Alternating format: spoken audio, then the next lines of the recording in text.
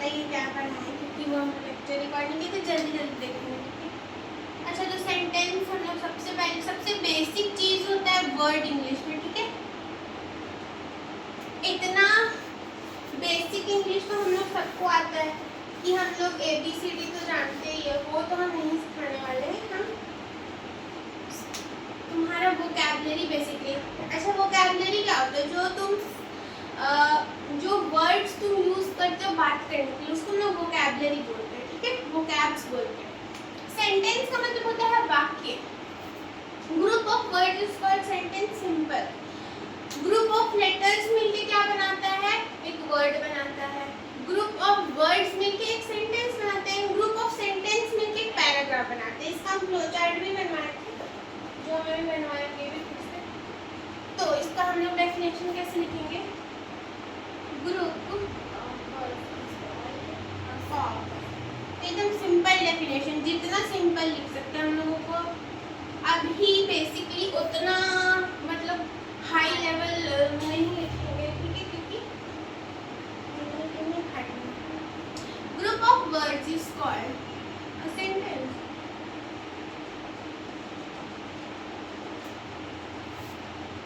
तुम लोग रिवीजन करो साथ साथ। याद नहीं करना है, हाँ, रिवीजन करोगे। हम लोग क्या पढ़े थे? चलो एग्जाम्पल भी लेते हैं। जैसे Ram went for a walk, मतलब क्या कि राम वॉक, हाँ, टहलने के लिए गया था। वॉक का हिंदी नहीं आ रहा था, तो राम टहलने के लिए गया था, क्योंकि वेंट आ गया, ठीक है ना। अच्छा, एक चीज ध्यान रखना कि हाँ, वो तो बाद में हम ये क्या बोलते हैं उसको, अरे इसको क्या बोलते हैं, टेंस अच्छा से पढ़ाएंगे, एकदम डिटेल। टेंस इसका मतलब क्या बोलते हैं? जैसे एक घर को बनाने के फाउंडेशन बेस होता है ना, अगर फाउंडेशन ही नहीं रहेगा तो घर कहाँ बनाएगी, ठीक है। तो वैसे इंग्लिश का जो हमारा बेस होता है वो ये सब है। तुमको ये सब चीज़ पहले आना चाहिए, ठीक है, और फिर हम लोग एडवांस इंग्लिश पे भी जाएंगे, ठीक है।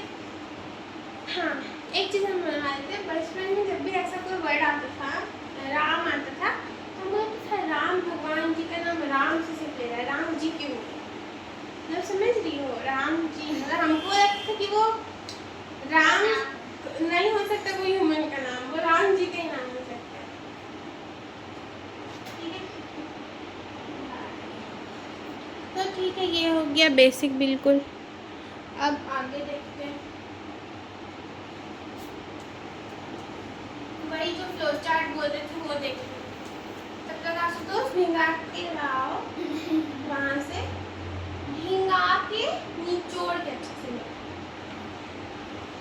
अब देखो इधर चप्पू देखो, सबसे पहले क्या आता है हमारे लेटर्स।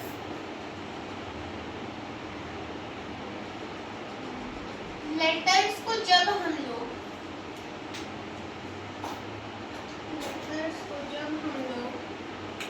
क्या कर देते हैं, ग्रुप कर देते हैं, हाँ, ग्रुपिंग कर देते हैं इसका, तो वो वर्ड्स बन जाता है। क्या बन जाते हैं? सिंपली वर्ड्स बन जाते हैं।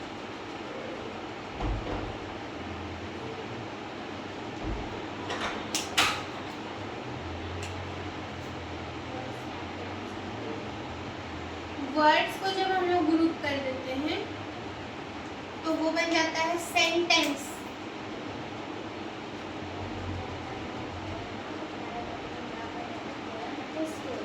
हाँ, सेंटेंस को जब हम लोग ग्रुप कर देते हैं, हाँ ठीक है, थैंक यू। जब हम लोग सेंटेंस, वीडियो ऑन है ना, सेंटेंस को जब हम लोग ग्रुप कर देते हैं तो बन जाता है। अच्छा, तुम देख लो, लेटर्स को ग्रुप किए तो वर्ड्स बना, वर्ड्स को ग्रुप किए तो सेंटेंस बना, सेंटेंस को ग्रुप करेंगे तो क्या बनता था? ये क्या पैराग्राफ, पैराग्राफ और या फिर स्टोरी, पोएम। स्टोरी नहीं, अभी स्टोरी कहाँ से आएगा, अभी तो पैराग्राफ बनेगा ना। ग्रुप ऑफ पैराग्राफ मिलके बनेगा पोएम या स्टोरी, ठीक है। पैराग्राफ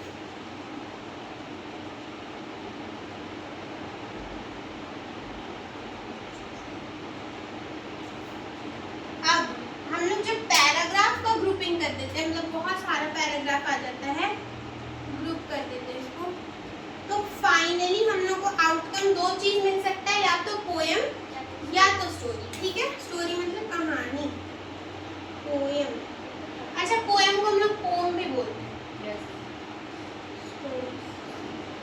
ठीक है, ये फ्लो चार्ट तुम लोगों को दिमाग में रखना है, ये जनरल चीज।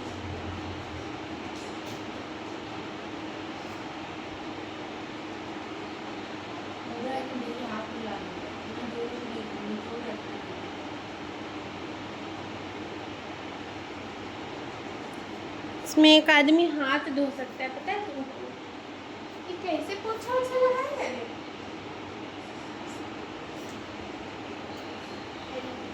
ससुराल जाके नाम बिगाड़ेगा अपना ना। चलो ठीक है,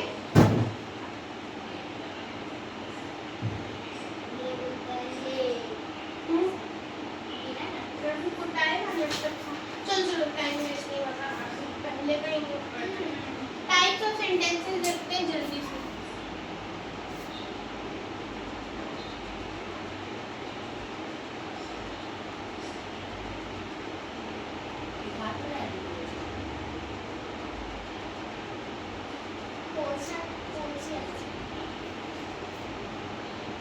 तो दिखाई दे रहा है ना सारा कलर, ग्रीन वाला दिखाई देता है हमको, तो नहीं दिखाई देता हमको नहीं दिखता।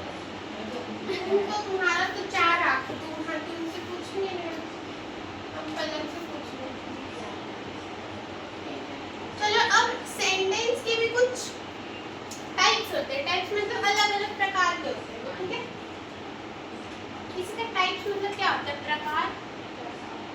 प्रकार, वाक्य के प्रकार, या वाक्य के डिफरेंट, अनेक भेद, भेद बोल रहे, प्रकार, वाक्य के अनेक प्रकार। ठीक है ना, सुनो देखो, सबसे पहले हम लोग इंटेरोगेटिव करेंगे। ठीक है,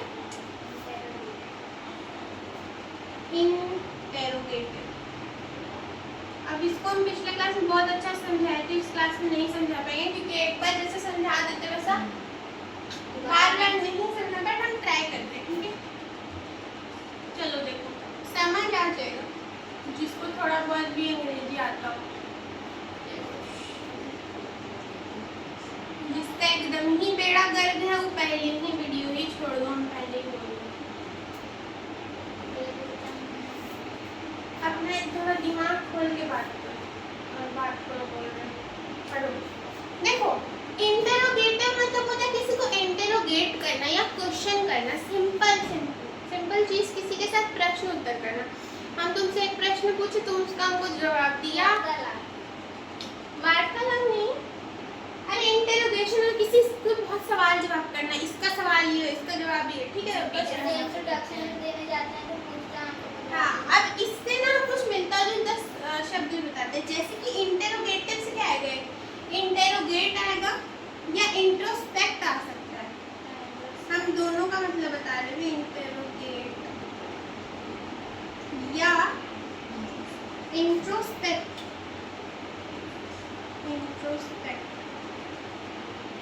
और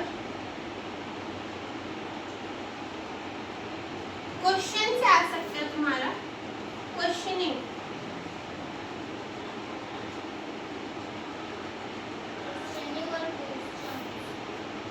क्वेश्चन तो होता है, अरे वो प्लूरल सिंगुलर, वो तो उतना सबको पता है। देखो, इंटेरोगेटिव का मतलब क्या होता है? हम अभी जस्ट बताएं, किसी से बहुत सवाल पूछना और मतलब सवाल पूछ के जवाब पाना, तो सवाल जवाब बहुत करना किसी से। ठीक है, इंटेरोगेट मतलब हम उस इंसान को इंटेरोगेट कर रहे हैं, सवाल जवाब। अब इंटेरोगेट का मतलब क्या होता है कि हम किससे सवाल कर रहे हैं, हम तब वहाँ पे इंटेरोगेट को यूज करते हैं। इंटेरोगेटिव हम कब बोलेंगे कि नहीं, इंटेरोगेटिव हम ऐसे बोलेंगे कि this was a interrogative sentence which he use, मतलब कि उसने जो सेंटेंस पूछा, जो वाक्य पूछा, वो एक सवाल जवाब वाला वाक्य था। ठीक है, दूसरा हम एक सेंटेंस बोल रहे हैं कि आई इंटेरोगेटेड पलक, पास्ट आ गया। ठीक है, या I will be interrogating Palak, future आ गया। अब उसके भी टाइप्स होते हैं, उसमें हम लोग टेंस में पढ़ेंगे, ठीक है। तो तुम लोग पढ़ चुका है मेरे से, ठीक है, पिछला साल, तो तुम लोग मत बोलना। हम जब बोल रहे हैं आई इंटेरोगेटेड पलक, या हम जब बोल रहे हैं I will interrogate Palak in the future, ठीक है, इससे क्या मतलब पता चल रहा है कि हम या तो पलक से सवाल जवाब कर चुके हैं, तो यहाँ पे पता चल रहा है कि हम किससे सवाल जवाब किए। तो तुमको समझ आ रहा है ये दोनों वर्ड है रिलेटेड है, पर हाँ वही इंट्रोस्पेक्ट और इंटेरोगेट सेम होता है। हम बोलेंगे आई इंट्रोस्पेक्टेड पलक, ठीक है। तो क्या हो गया, पलक नाम की हजारों लड़की है। क्वेश्चन सेंटेंस, ठीक है। अब वैसे ही बोलेंगे आई क्वेश्चन पलक, आई क्वेश्चन आशुतोष। हम तब से जब हम आधा घंटा में, अब देखो हम लोग इसी में आगे देखते हैं कि कौन कौन सा वर्डिंग हम लोग इसमें यूज करते हैं। अब ग्रुप ऑफ वर्ड्स है, तब तो सेंटेंस में ग्रुप वर्ड्स तो रहेगा ना, तो कौन कौन सा वर्ड बोलेगा?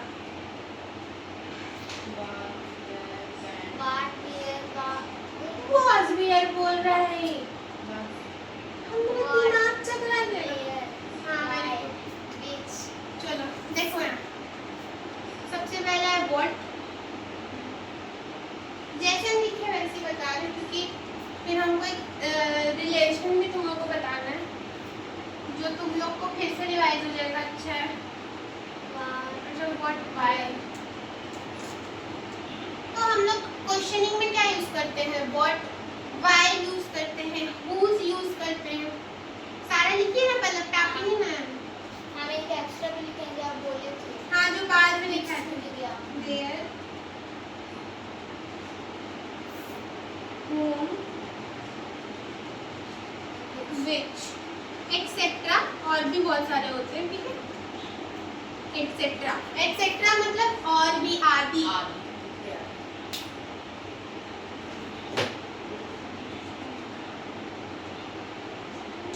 अब देखो व्हाट का मतलब होता है क्या, क्या, व्हाट मतलब क्या, व्हाई मतलब क्यों, इसका whose मतलब किसका, कहाँ, कहाँ, इसका इसका मतलब है किसका ही होता है, पर यूज अलग जगह पे होता है, जो हम अभी क्लियर करेंगे नेक्स्ट स्लाइड में।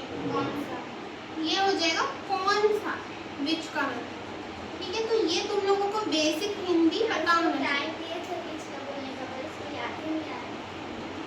अरे कोई बात नहीं, चलो, सबको बोलना, ठीक है। अभी छोड़ दे रहे हैं, अगली बार से याद होना चाहिए। कितना सुंदर लिखा है आज। क्या, तो फिर इसका शक्ल भी बोल दीजिए। अच्छा नहीं वो नहीं था, क्या बोलती है पलक, ऐसा कभी हो सकता है क्या? अब देखो एक ये पता है क्या है, जो हम बताने जा रही है एक तरह से है, तुम समझ लो कंफ्यूज करने वाले पॉइंट्स। तो हम लोग इसको एक नाम देते हैं, सोफा पे नहीं चढ़ेगा, सुनाई दे रहा है? कौन है ना, तो हम लोग एक कंफ्यूजिंग फैक्टर पूरा इस सीरीज में चलेगा इंग्लिश स्पीकिंग क्लासेस में, कि जो चीज़ हम लोग को कंफ्यूज करेगा हम लोग उसको ऐसे डिस्कस करेंगे। तो जैसे कि क्वेश्चन ले लेते हैं हम लोग, क्वेश्चन है हम लोगों का डिफरेंस बिटवीन, डिफरेंस मतलब किसी के चीज में किसी भी दो तीन चीज के बीच में डिफरेंस क्या बोलेंगे, अंतर, हाँ अंतर बताना, वेरी गुड। डिफरेंस बिटवीन, ऐसे बिटवीन को शॉर्ट फॉर्म में हम लिखेंगे और कोई नहीं लिखेगा, बाकी लोग BETWEEN लिखेगा, ठीक है। बिटवीन whom,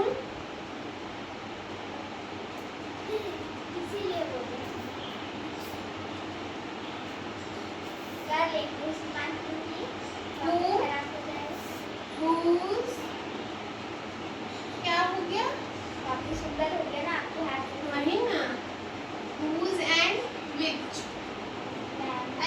विच वो चुड़ैल वाली विच नहीं है, ये विच कौन सा वाला विच, क्वेश्चनिंग वाला। चुड़ैल वाली हमको बता दी। चुड़ैल में कोई पता होता है ना। देखो अब हम लोग इसमें ना दो चीज का जोड़ा बना देंगे, जैसे कि whom और whose का जोड़ा बनाएंगे। इसे समझने के लिए, ऐसे याद रखने के लिए, ठीक है। whom और whose को एक जगह लिख लेते हैं और which को एक जगह लिख लेते हैं, क्योंकि इन दोनों का मतलब सेम होता है लेकिन यूज डिफरेंट जगह होता है, इसका और इसका, which और whose का। अच्छा ऐसे कर लो, whose और ये नोट्स में ऐड कर लेना, ठीक है। whose और which का भी जोड़ा बना लो। हम तुमको अब बताते हैं इसमें इंटरेस्टिंग चीज क्या है कि whom का मतलब होता है किसका, ठीक है, किसका। इसका भी मतलब होता है किसका। हाँ अब देखो मेरा बात, अब whose का मतलब देखो यहाँ मतलब है किसका, सेम चीज। और इसका मतलब अभी जस्ट पिछला स्लाइड में बताया कौन सा। अच्छा स्लाइड मतलब पिछला जो बताया था पता है कौन सा, ठीक है। अब देखो इसमें डिफरेंस क्या है, ये दोनों का मतलब सेम होता है लेकिन यूज डिफरेंट जगह पे होता है, ठीक है। ये दोनों का मतलब डिफरेंट होता है लेकिन यूज सेम चीज के लिए होता है। जैसे कि ये हमेशा यूज होगा तुम्हारा whom, whom होगा तुम्हारा यूज हमेशा लिविंग थिंग के लिए, ठीक है। लिविंग मतलब जीवित चीज के लिए, जैसे इंसान, जानवर, ये सब के लिए, ठीक है ना। और whose हमेशा ऑब्जेक्ट के लिए यूज होगा या नॉन लिविंग चीजों के लिए यूज होगा, ठीक है। जोर से बोला करो, वो समझ सुनाई नहीं देता है, ठीक है। whose, whose जो है जो अभी बताया ऑब्जेक्ट के लिए यूज होता है, और जो which है वो भी ऑब्जेक्ट के लिए यूज होता है। हाँ वेरी गुड, ठीक है। थोड़ा जोर से बोलो, सुनाई नहीं देता है, ठीक है। मैं इसको फोन हाँ आ जाता है, ठीक है। हम भूल जाते हैं कम करने में, मैं सहन करो करनी, हम भी कर रहे हैं ना।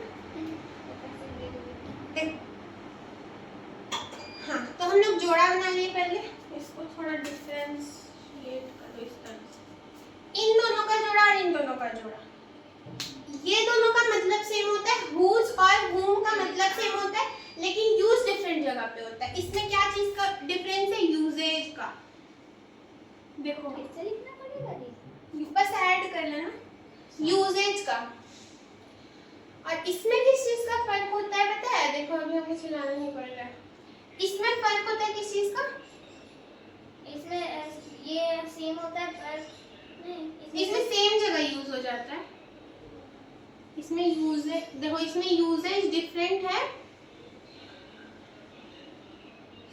और इसमें यूजेज सेम है, ठीक है। इसमें मीनिंग सेम है और इसमें मीनिंग अलग है। अब हम एग्जांपल देके भी तुम लोग को बताएंगे कि कैसे हम लोगों को पता करना है कि क्या चीज कहाँ पे यूज होगा। इसमें मीनिंग सेम है, इसमें मीनिंग जो है वो डिफरेंट है, ठीक है। तो हम लोग ऐसे कंफ्यूजिंग पॉइंट को अब एक बार हम समराइज कर रहे हैं, ठीक है। देखो जब भी whom और whose का बात हो, उन दोनों का मतलब सेम होता है, किसका मतलब होता है, ठीक है, कि किसका है ये चीज। जैसे कि ये चीज किसका है, हाँ। अब जैसे कि हम बोले whom, तो whom हमेशा लिविंग में यूज होगा, whose हमेशा ऑब्जेक्ट के लिए यूज होगा, whose और which इन दोनों का मतलब डिफरेंट होता है। एक का मतलब होता है किसका, एक का मतलब होता है कौन सा, लेकिन यूज मतलब ये कहाँ पे इस्तेमाल होगा वो एक होता है, ऑब्जेक्ट के लिए यूज होता है, मतलब नॉन लिविंग चीज के लिए यूज होता है, ठीक है। बस इतना ही था। इसके आगे हम लोग इसका एग्जाम्पल देखेंगे, ठीक है। इसका एग्जाम्पल देखेंगे क्योंकि बिना एग्जाम्पल के तो इंग्लिश समझ उसके बिना समझ ही नहीं आने वाला, ठीक है ना। बस इतना ही कराते हैं, ठीक है। नहीं कराने में मेरा हालत खराब कैसे है। आजकल हम पढ़ा नहीं पा रहे, 1 महीने का गैप हो गया है, कोई रिदम में आना पड़ेगा। नहीं हम तो रिकॉर्ड लेक्चर डेली करेंगे, तो मैं पहले आदत को नहीं छूट जाएगा। अब हम लोग करेंगे थोड़ा सा क्या, तो ये इतना भिंगा के ले आता है ना।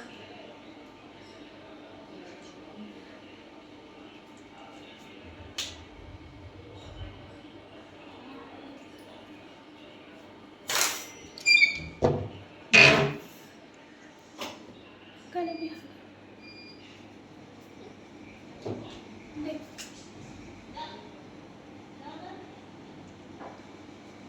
देखो, नंबर 1 क्वेश्चन है, dash utensils are you watching. अच्छा, अभी जो लोग इतना समझ चुका है, जो ऑनलाइन देख रहा है, वो लोग क्या करेगा, तुम लोग को तो पहले से ही पता है, पर हम अगला क्लास से बता रहे हैं कि जब भी हम क्वेश्चंस वाला करेंगे, जब जैसे हम एक क्वेश्चन लिखे, पॉज करके वीडियो का पहले आंसर लिखना है कमेंट में, उसके बाद आना है वीडियो पे वापस, ठीक है। तुम लोग अपना कॉपी में लिखेगा आंसर, ठीक है। कॉपी वैसे अभी चोरी मेरे पास में है, तो अगला बार से तुम लोग को तो नहीं पता है। डैश यूटेंसिल्स आर, यूटेंसिल्स का मतलब बता आशुतोष। यूटेंसिल्स का मतलब पहले सेंटेंस दीदी हम बताएं। उसको हम बताएंगे। नहीं, एक झाप मारो उसको और पूछो उससे यूटेंसिल्स का मतलब। बताओ लिख देखो उसे। अरे प्रोपल का नहीं पता दीदी, अब हम एक मिनट पहले कि हाँ जल्दी से दौड़ के आओ, हाँ पहले वीडियो स्टॉप करो। हाँ, तो पहला सेंटेंस है dash utensils are you washing, ठीक है। पहले इसका आंसर तुम लोग सोचो, उसके बाद हम एक्सप्लेन करेंगे और हिंदी में भी बताएंगे, ठीक है, क्योंकि तुम लोग को पता है तो हम बताते हैं, ठीक है। इसका आंसर 2 हो सकता है, एक तो हो सकता है whose और एक हो सकता है which। ये स्लैश है, ठीक है। स्लैश हम लोग तब यूज करते हैं जब हम लोग दो चीज मतलब या तो ये या तो वो यूज कर सकते, ठीक है। मतलब समझ, हाँ, अच्छा, अब हम लोग जब सेंटेंस को फ्रेम करें, यहाँ क्वेश्चन मार्क होगा, क्वेश्चन मार्क के पर छूटा हुआ है, हाँ छूटा हुआ है, हाँ छूटा हुआ है सब में।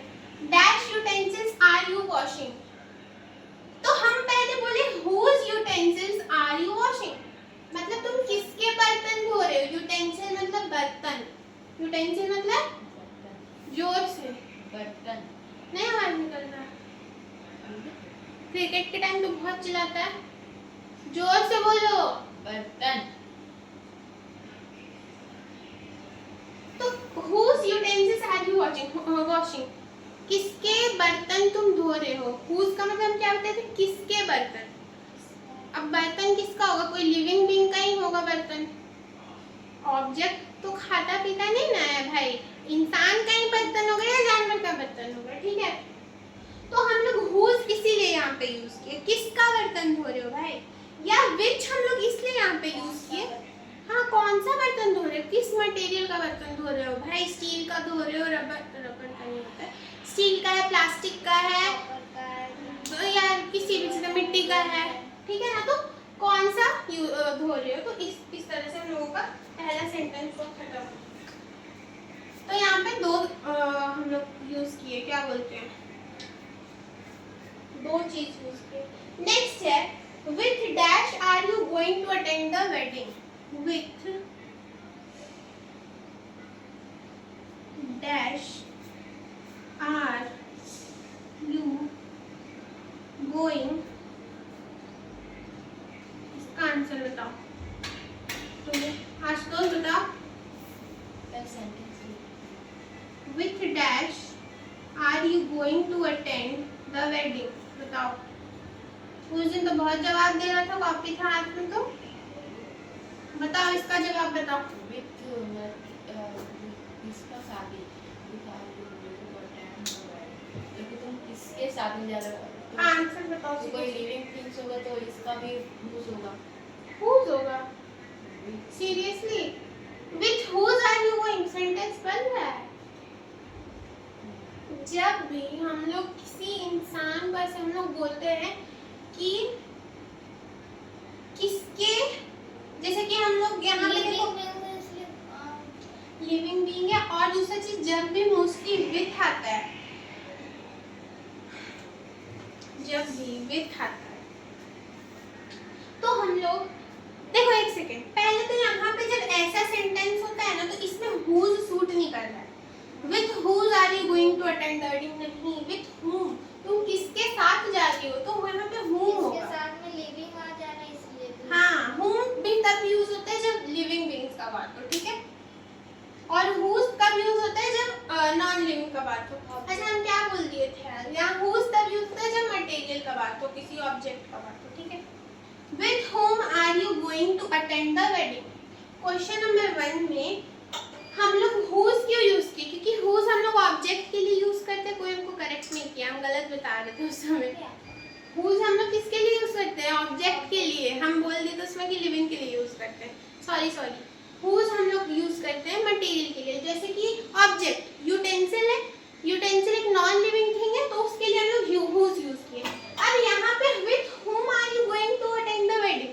वेडिंग तो इंसान का ही होता है, ठीक है, जानवर लोग भी लिविंग है, ठीक है ना। तो यहाँ पे तो whom आएगा ना, क्योंकि हम बताते हैं whom किसके लिए हम यूज करते हैं, लिविंग बीइंग्स के लिए, इसीलिए यहाँ पे whose नहीं whom आएगा, इसीलिए आप question number 3, with dash pencil are you writing? इसका आंसर बताओ। with dash पेंसिल, इसका आंसर पलक बताइए।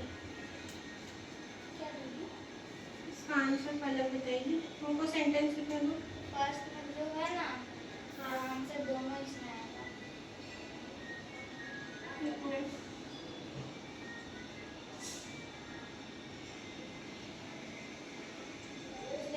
कौन से पेन से लिख रहे हो और किसके पेन से। हाँ, और उसमें कौन से में भी किसका में भी आएगा, whom whose आएगा, सॉरी क्योंकि हम लोग फर्स्ट में वो दोनों आएगा। हाँ, क्योंकि हम लोग whose किसके साथ यूज करते थे, नॉन लिविंग ऑब्जेक्ट के साथ। ये पेंसिल क्या है, ऑब्जेक्ट है, तो यहाँ पे क्या हो जाएगा, with whose pencil are you writing the exam, या फिर with which pencil are you, which किस कौन सा पेंसिल से लिख रहे हो भाई, डोम्स का है, नटराज का है, किस ब्रांड का पेंसिल है। तो आई होप इतना क्लियर है, समझ आ रहा है, कंफ्यूजिंग नहीं लग रहा है। पहले वाले क्वेश्चन पे चलते हैं, कोई बात नहीं, चलो इतना हो गया हम लोगों का। अब आगे हम लोग आज दूसरे टाइप का सेंटेंस पढ़ेंगे, फिर इतना ही रखेंगे इंग्लिश क्लास को, फिर साइंस करना है। देखो दूसरा सेंटेंस हम लोग क्या करें, करेक्शन कर लेना, जो जो बताएं ऐड कर देना और क्वेश्चन मार्क डाल देना हर जगह, ठीक है। अब देखो यहाँ पे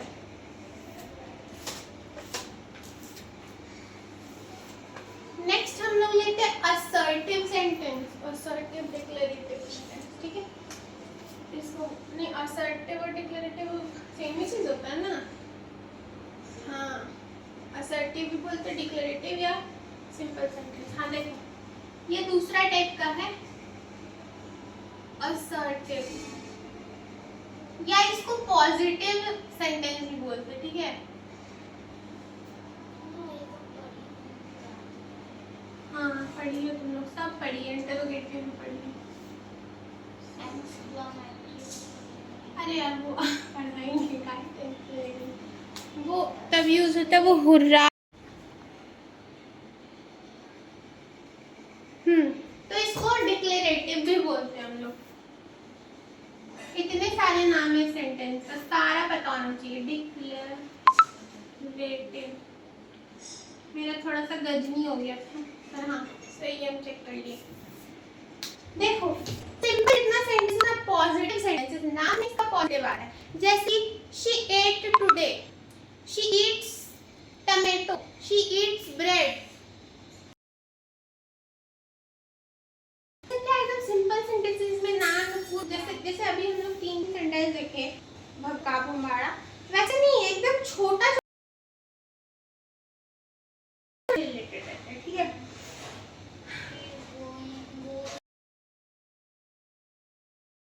डेली जो हम लोग अपना या तो डेली लाइफ में करते हैं, या जो नॉर्मल चीज होता है नॉर्मली करते हैं। हाँ मतलब बहुत ही सिंपल सेंटेंस है, बस इतना दिमाग में रखो, जो सिंपली हम लोग यूज करते हैं।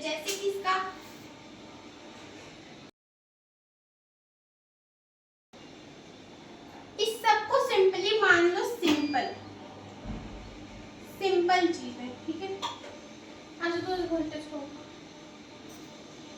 एग्जाम्पल, अब तो बढ़ा हुआ में हाल है, ऊपर कर देना, ऊपर ये वाला वो नहीं, वो रेड वाला, क्या अच्छा ये हाँ ऊपर करो, अभी? हाँ ऊपर करो करो करो, हाँ बस गिरना मत। She goes for a walk, she runs daily, she eats, ऐसे भी हो सकते है, she runs daily in the park। बस ज्यादा घिंची पिची नहीं, एक सब्जेक्ट आया एक ऑब्जेक्ट आया, बस सब्जेक्ट ऑब्जेक्ट क्या हो गया हम पढ़ेंगे बाद में, बहुत आसान है। हाँ इसमें वैसा कुछ लोचा नहीं है कि सिंपल है, हाँ। डेली ये आज हम लोग इतना ही रखते हैं इस क्लास को, ठीक है। और अब हम लोग साइंस कंटिन्यू करेंगे कि